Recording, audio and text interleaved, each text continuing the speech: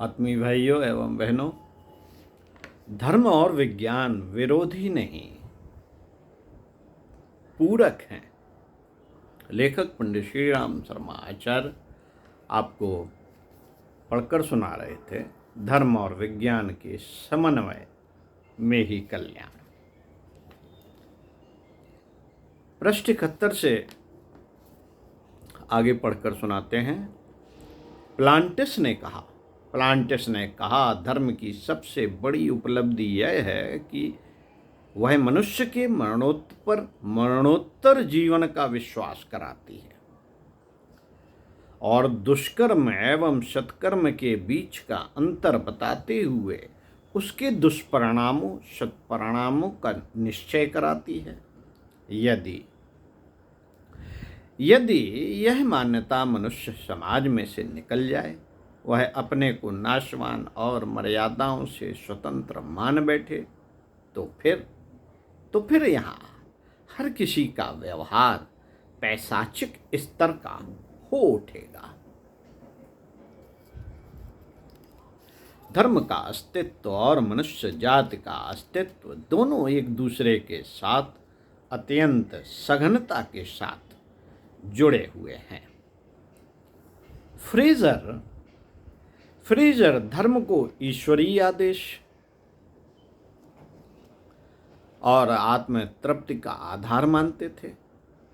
कोम्टे की मान्यता थी कि अंतरात्मा के मृदुल रस को बाह्य संसार के साथ समन्वित करके कैसे बहुमुखी सरसता उत्पन्न की जा सकती है। इस आवश्यकता की पूर्ति कर सकने वाली कला का नाम ही धर्म है। संत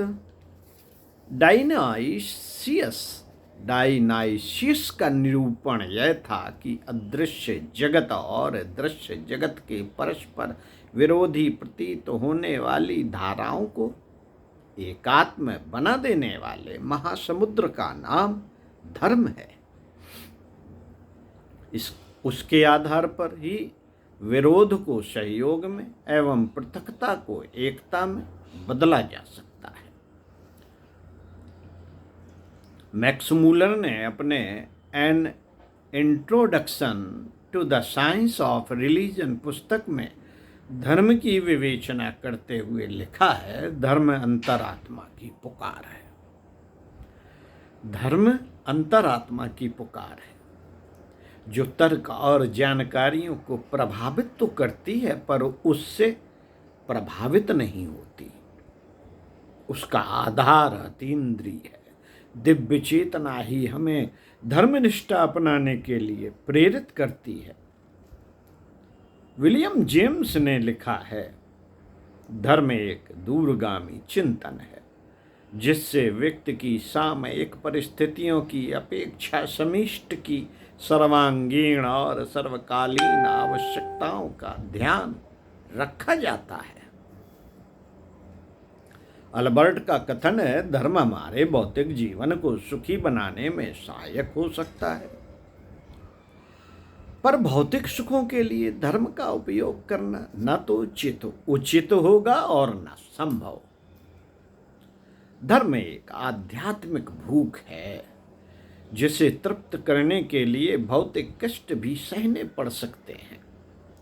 पास्कल ने कहा, हृदय के विवेक से धर्म का उदय होता है, उसे मात्र तर्कों की बैसाखी लगाकर खड़ा नहीं किया जा सकता। कांट ने धर्म की परिभाषा करते हुए उसे ऐसी मानवीय कर्तव्यनिष्ठा बताया जो मस्तिष्क तक सीमित न रहकर अंतःकरण में निष्ठा में घनीभूत हो गई हो। मित्रों, तत्वदर्शियों के उपरोक्त अभिवचनों में धर्म शब्द के अंतर्गत जिस आधार की चर्चा की गई है उसे उत्कृष्टतावादी चिंतन और आदर्शवादी कर्तव्य के अंतर्गत ही गिना समझा जाना चाहिए। कर्तव्य परायणता का ही दूसरा नाम धर्म है। शारीरिक, मानसिक, पारिवारिक, सामाजिक और सार्वभौमिक जिम्मेदारियों से मनुष्य की उच्छृंखलता को मर्यादित किया गया है। उसे अपने स्तर के अनुरूप सृष्टि संतुलन के प्रति अपनी जिम्मेदारियां भी निभानी होती हैं। धर्म का प्रयोजन इसी मानवोचित शालीनता और कर्तव्य निष्ठा को अक्षुण्ण बनाए रखना है। सांस्कृतिक और संप्रदायों में क्षेत्रीय और सामयिक परिस्थितियों के अनुसार आचार व्यवहार की व्यवस्था रहती है। इसलिए परिस्थिति के अनुसार उनमें बार बार सुधार परिवर्तन करना पड़ता है, पर धर्म के बारे में ऐसी बात नहीं है। वह शाश्वत और सनातन है। उसका स्वरूप सदाचार, मर्यादा और लोकहित के रूप में चिर अतीत से ही निर्धारित किया जा चुका है। उसमें परिवर्तन की आवश्यकता कभी भी किसी को भी नहीं पड़ सकती। सुख शांति के लिए अधिक सुविधाजनक साधनों की खोज में विज्ञान और शासन के प्रयास जुटे रहते हैं, पर यह भुला नहीं दिया जाना चाहिए, मनुष्य एक चेतनात्मक परिपूर्ण सत्ता है। परिपूर्ण सत्ता है, आनंद का उद्गम उसके भीतर है। वही अंतर ज्योति जब बाह्य जगत पर प्रतिबिंबित होती है तो सौंदर्य, संतोष एवं रसानुभूत का अनुभव होता है। विचारणा का स्तर ऊंचा उठाए बिना विपुल साधन संपन्न होने पर भी न आनंद मिल सकेगा, न उल्लास और संतोष।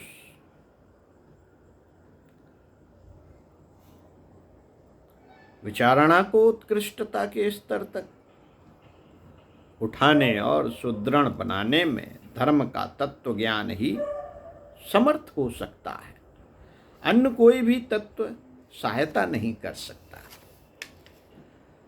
साथियों, modern man in search of religion ग्रंथ में यह प्रतिपादन किया गया है कि विज्ञान में भी किसी वस्तु का ज्ञान प्राप्त करने के लिए विशिष्ट यंत्र ही उपयोगी होते हैं। न तो सूक्ष्म दर्शक यंत्र द्वारा दूरस्थ तारा दिखाई देता है और न ही सर्जन की छुरी से कॉलोनियों के अत्यंत सूक्ष्म परमाणु देखे जा सकते हैं। इसी प्रकार बुद्धि के द्वारा आध्यात्मिक सत्यों का परीक्षण नहीं किया जा सकता, भले ही वह कितनी ही तीक्ष्ण क्यों ना हो। विज्ञान द्वारा सुविधा साधनों की वृद्धि की दिशा में किए गए प्रयासों से समुचित लाभ तभी उठाया जा सकेगा जब भावना एवं दृष्टिकोण का ऊंचा उठा सकने में समर्थ धर्म तत्व को समझने के लिए भी समानांतर प्रयास किया जाए। साथियों, दर्शन भी यह सिद्ध करता रहा है कि विचार को घटना के रूप में विकसित किया जा सकता है और घटनाएं विचारों का निर्माण कर सकने में समर्थ हैं। पदार्थ से सुख मिलता है, यह सिद्धांत भी अपने स्थान पर ठीक है, पर गलत यह भी नहीं कि उत्कृष्ट चिंतन उपलब्ध साधनों की मात्रा अधिक न होने पर भी हस्तगत है। उससे इतना आनंद उठाया जा सकता है जो परिपूर्ण संतोष प्रदान कर सके। सामाजिक सुव्यवस्था के लिए धर्म धारणा से बढ़कर और कोई साधन नहीं हो सकता। बलपूर्वक अवांछनीयता पर नियंत्रण करने में शासन की अधिकांश क्षमता नष्ट होती रहती है, फिर भी कुछ हमें लाभदायक समाधान नहीं मिलता। यदि धर्म धारणा को प्रखर और समुन्नत बना सकने योग्य वातावरण उत्पन्न किया जा सके, उचित साधन जुटाया जा सके, तो निसंदेह सामाजिक सुव्यवस्था और राष्ट्रीय समर्पण का प्रयोजन सहज ही पूरा हो सकता है। सार्वभौम और सर्वकालीन सुख शांति की स्थापना धर्म धारणा को सुदृढ़ और समुन्नत बनाकर ही की जा सकती है। लेखक पंडित श्री राम शर्मा आचार्य आपको इसी क्रम में आगे बताएंगे विज्ञान और धर्म में समन्वय अनिवार्य। ओम